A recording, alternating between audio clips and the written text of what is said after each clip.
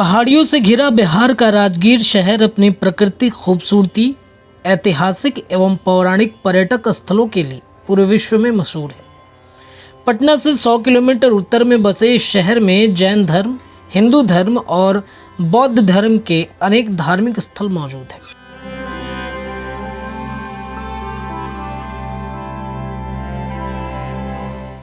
उन्हीं धार्मिक स्थलों में से एक है यहाँ का गर्म कुंड, जिसमें सबसे महत्वपूर्ण है ब्रह्म कुंड। आज के इस एपिसोड में बिहार प्लस की टीम निकल गई है राजगीर के इस फेमस टूरिस्ट प्लेस पर, जिसका अपना धार्मिक एवं ऐतिहासिक महत्व है। राजगीर जो है एक बहुत महत्वपूर्ण जगह है।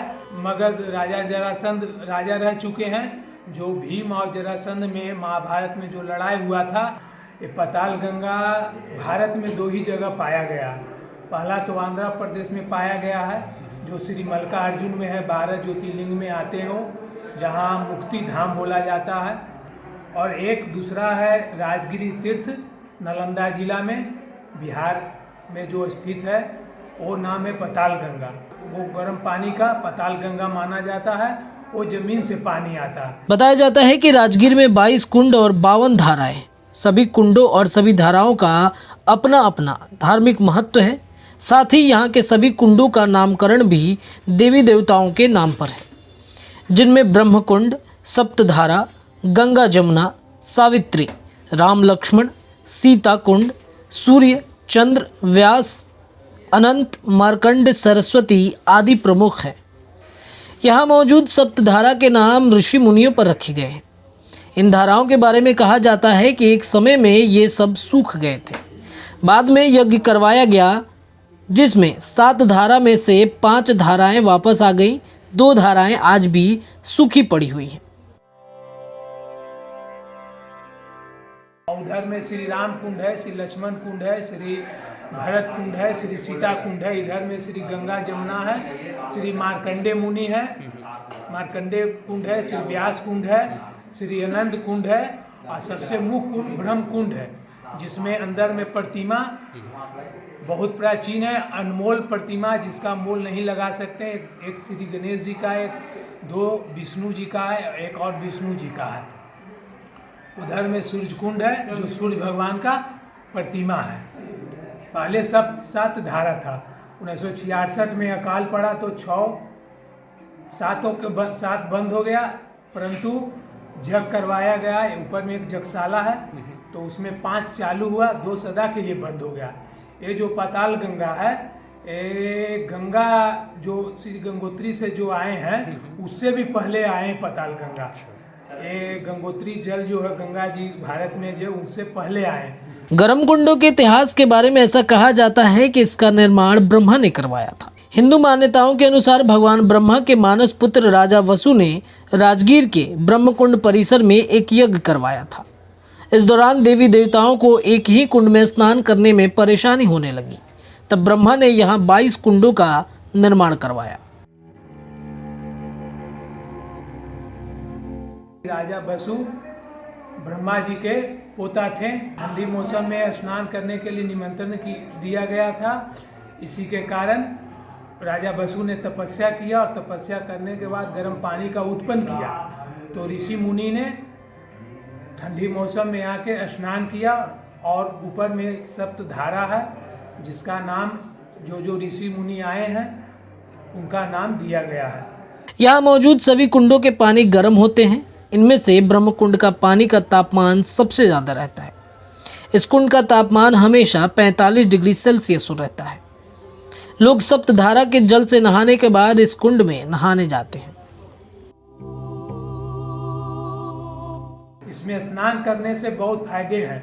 जैसे में हो गया कि लकवा किसी को मार दिया, किसी को पेन है, किसी को दर्द है, तो इसमें 15 दिन 1 महीना स्नान करने से बहुत फ़ायदा होता है, और उस पेन को अच्छा हो जाता है। और इसका तापमान 45 डिग्री है, जो नाप के बताया गया वैज्ञानिक द्वारा। राजगीर के इन कुंडों और धाराओं में आने वाले गर्म पानी का भी अपना इतिहास है। धर्म ग्रंथों के हिसाब से कहा जाता है कि ब्रह्मपुत्र राजा वसु ने माघ महीने में यहाँ एक यज्ञ का आयोजन किया था। इस यज्ञ में 33 कोटि के देवी देवताओं को निमंत्रण दिया गया था और वो सब यहाँ आए भी। लेकिन माघ के महीने में भीषण सर्दी होने के कारण सभी देवी देवताओं ने ब्रह्मा जी से गर्म जल के लिए प्रार्थना किया। देवी देवताओं की इन प्रार्थना पर ब्रह्मा की कृपा से पर्वतों से असीम गर्म जलधाराएं फूट पड़ी, जो आज तक उसी रूप में प्रवाहित हैं। इसके अलावा ये भी कहा जाता है कि कुंड में सप्तकर्णी गुफाओं में से गर्म पानी आता है। यहाँ व्यवहारगिरी पर्वत पर भेलवा डोह तालाब है, जिससे होकर गर्म पानी इन कुंडों तक पहुँचता है। इस पर्वत में कई तरह के रसायन जैसे सोडियम, गंधक, सल्फर हैं, जिस कारण यहाँ से निकलने वाला पानी गर्म होता है। और एक जो झरना वाला पानी जो है वो 5वें पर्वत से आता है, जिसका नाम है व्यवहारगिरी।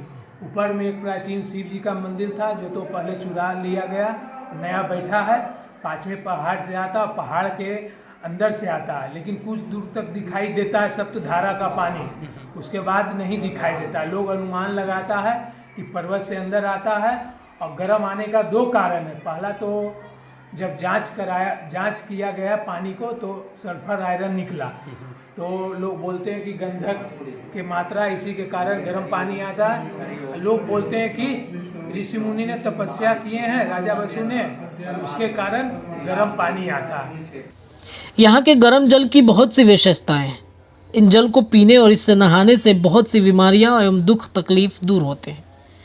कहा जाता है कि इस जल के लगातार सेवन से उदर, वात, त्वचा रोग, विकलांगता, कुष्ठ जैसे रोगों से प्रभावित रोगी निवारण पाते हैं। साथ ही वायु पुराण में ये भी कहा गया है कि जो मनुष्य राजगिरी के गर्म जल में स्नान करता है उसे परम आनंद की प्राप्ति होती है। राजगीर में टोटल 22 कुंड बामन धारा माना गया, क्योंकि उस समय ऋषि लोग बहुत आए थे। तो और जो कुंड है सूरज कुंड तरफ है, रोड के उस पार है, उधर में सूरज कुंड नाम दिया गया। उस कुंड का ये महत्व है कि उधर में जो सफ़ेद दाग रहता है, शरीर में खुजली रहता है, तो उधर स्नान करने से अच्छा हो जाता है, पहला बात। दूसरी बात है क्या कि उधर जब पानी गर्म है, लेकिन 2 दिन आप जल पीजिएगा तो उसका इतना ठंडा शीतलता है, असर करता है कि सर्दी या जुकाम हो जाता है। इसका सूर्य कुंड का ये महत्व है। यहाँ का जल ले जाने का मुख्य कारण है कि यहाँ के जब जल आप जितना भी खाना खा लीजिएगा, ये जल पीने से 10 मिनट के बाद आपको लगेगा आप इनसे भोजन करें। इस जल पीने, सप्तधारा का जल पीने का यही महत्व है कि पाचन क्रिया का बहुत इसमें ज़्यादा शक्ति है, इसीलिए लोग जल ले जाते हैं। और दूसरी बात कि धार्मिक स्थल से जल ले जाते हैं, धार्मिक कारण के कारण कि घर में ले जाएंगे, किसी को जल छीटेंगे, किसी को जल पिलाएंगे। एक सूर्य कुंड है, उधर से भी जल लोग ले जाते हैं कि सफ़ेद दाग अच्छा होगा और खुजली वगैरह अच्छा होगा। एक ब्रह्मकुंड का जल है, वो भी ले जाते हैं कि घर में अपना छीटेंगे देवी देवता के पास और मेरा घर शुद्ध हो। राजगीर के इस प्रसिद्ध कुंड में यूँ तो आपको हर दिन भारी भीड़ देखने को मिलेगी, लेकिन ये भीड़ और भी ज़्यादा बढ़ जाता है जब यहाँ हर 2.5 साल पर मलमास मेला लगता है। मलमास को अधिमास या पुरुषोत्तम मास भी कहा जाता है। लोगों का मानना है कि इस मेले के दौरान 33 कोटि के देवी देवता यहाँ पहुँचते हैं। ऐसा भी माना जाता है कि इस अधिमास के दौरान दुनिया में कहीं भी पुण्य कार्य या कर्मकांड राजगीर को छोड़कर कहीं और नहीं होता। अधिमास के दौरान राजगीर के गर्म जल के झरना में स्नान करना धार्मिक रूप से फलदायक माना जाता है। तो हिरण्यकशिपु जब जन्म लिए तो उनको वरदान ब्रह्मा जी ने दे दिए कि नहीं दिन में मरिएगा, नहीं रात में मरिएगा, नहीं महीना में मरिएगा, नहीं देवता से मरिएगा, नहीं दानव से मरिएगा, नहीं अंदर मरिएगा, नहीं बाहर मरिएगा। कशिपु ने पूरे अत्याचार करने लगे, समझे ना। वो अपना लड़का पर ही अत्याचार करने लगे, क्योंकि लड़का उनका विष्णु भगवान के ही भक्त थे। ब्रह्मा जी ने सोचे कि अब क्या करना चाहिए भाई, हम तो वरदान दे दिए। सब लोग गए इनके पास, श्री विष्णु भगवान के पास। एक दिन मतलब कि महीना में माइनस होता है, कभी 29 दिन का होता है, कभी 14 होता है। 12 मास 13 महीना का बनाया गया 2.5 साल पर। ये 2.5 साल पर 13 महीना होता है, पुरुषोत्तम मास कहा जाता है। तो हिरण्यकशिपु को इसी महीना में मारा गया था, 12 महीना के अंदर नहीं मारा गया था। और नहीं बाहर मारा गया था, नहीं अंदर मारा गया था, चौखट पर मारा गया था। और जब वो मारा गया था तो न देवता थे और न मानव थे, वो नरसिंह अवतार लिए थे। और न शस्त्र था न अस्त्र था, वो नाखून से मारे थे श्री विष्णु भगवान उनको। तो और न सुबह था न शाम था, वो संध्या काल का बरस था, समझे ना। तो नरसिंह अवतार का मारा गया तो पुरुषोत्तम मास, जब मास आया 13 महीना, तो पुरुषोत्तम मास को उसको सब लोग 12 मास उनको अथी मानता था, नीच अथी से मानता था कि ये मास तो अथी है, इसमें अथी हुआ था, लड़ाई झगड़ा हुआ था, इसमें गलत अथी राक्षस मारा गया। तो विष्णु भगवान को उन्होंने कहा कि प्रभु जी, जो हमको तो पुरुषोत्तम मास बनाए लेकिन हमको कोई दर्जा नहीं देता। तो बोला कि ठीक है, आज से सबसे ज़्यादा दर्जा आप ही को मिलेगा। तो 2.5 साल पर सर यहाँ मेला लगता है। इस जगह पर लोग स्नान करके धर्म कमाने आते हैं, लेकिन ऐसे भी कई लोग यहाँ आते हैं जिनका मकसद धर्म पुण्य कमाना नहीं बल्कि कुछ और करना होता है। यहाँ के पुरोहित ने हमें इन समस्याओं के बारे में बताया कि लोग कैसे धर्म और प्रकृति के साथ खिलवाड़ करते हैं। यहाँ का जो रवैया है पूरे विश्व का रवैया है, जो धर्म को अधर्म के रूप में बदलते जा रहा है। लोग आते हैं स्नान करने के लिए, यात्री लोग, उनके साथ व्यवहार भारत के लोग, कहीं के लोग भी आते हैं तो उसके अच्छा नहीं करता है। कितना लोग यात्री लोग यहाँ से दुखी जाते हैं, समझे ना। और यात्री लोग आते हैं और गंदगी करके फैला के जाते हैं, और कितना भी मना करता है तो उसको, इस चलते धर्म को सब साइड में रखा हुआ है। सब कंचन और कामनी के पीछे भाग रहा है।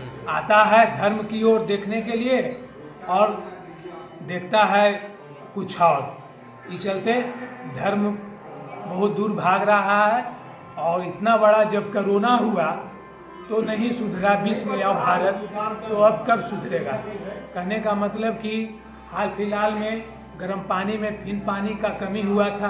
प्रकृति के खेल खेला जा रहा है। इसके चलते कभी पानी कम होता, कभी ज़्यादा होता। कुंडों के अलावा यहाँ बहुत से देवी देवताओं के मंदिर भी बनाए गए हैं। यहाँ श्री लक्ष्मी नारायण, संतोषी माता, भोले बाबा, माँ दुर्गा, सप्तमुनि, माँ दक्षिणी देवी समेत अन्य कई भगवान के मंदिर हैं। दक्षिणी देवी को यहाँ की कुल देवी माना जाता है। जितने भी ब्राह्मण समाज है, हम लोग यहाँ के निवासी नहीं थे।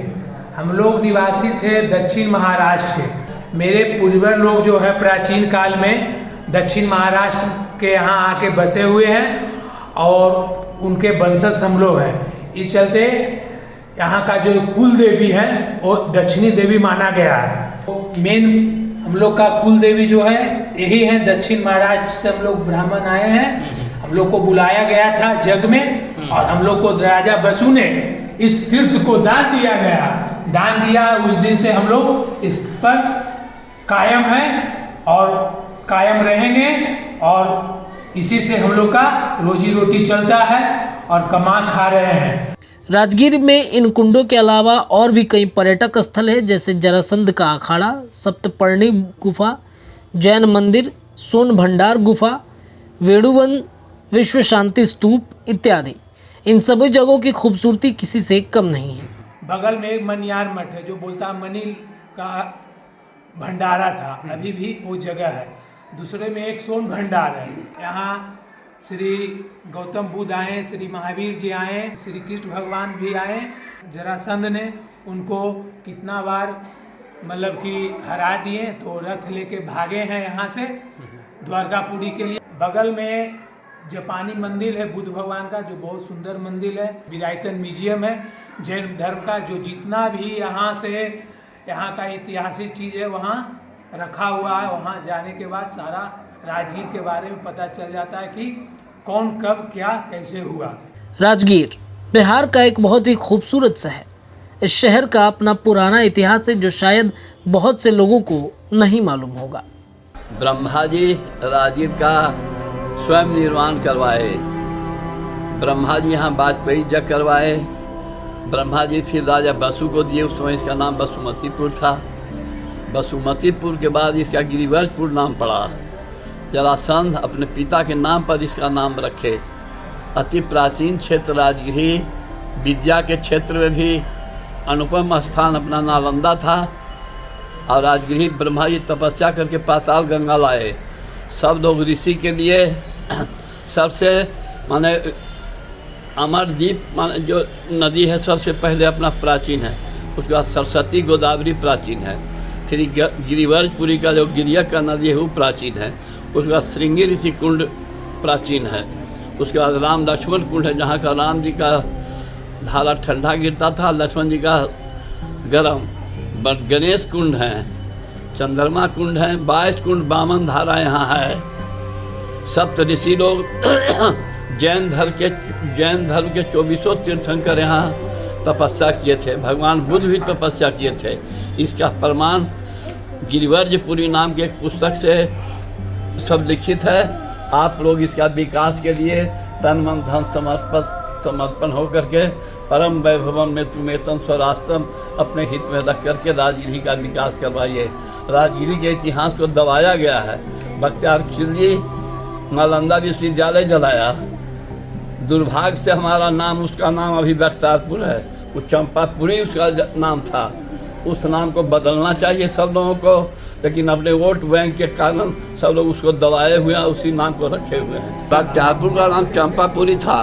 बख्तियार खिलजी नालंदा विश्वविद्यालय को चलाया और उसके नाम पर जो नाम है कलंकित है। अपने देश के लिए, बिहार के लिए मान कलंकित है।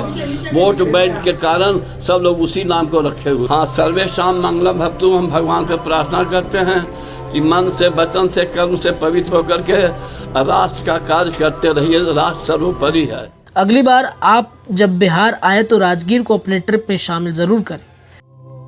इस शहर में आपको प्रकृति खूबसूरती देखने के अलावा कई धार्मिक और पौराणिक जगहें मिलेंगी। हमें यकीन है कि आप जब यहाँ आएंगे, इस जगह को घूमेंगे तो निराश होकर नहीं जाएंगे। आज के एपिसोड में बस इतना ही। मिलते हैं एक नए सफ़र पर। हमें उम्मीद है आपको ये एपिसोड अच्छा लगा होगा। बहुत बहुत धन्यवाद आप सभी का।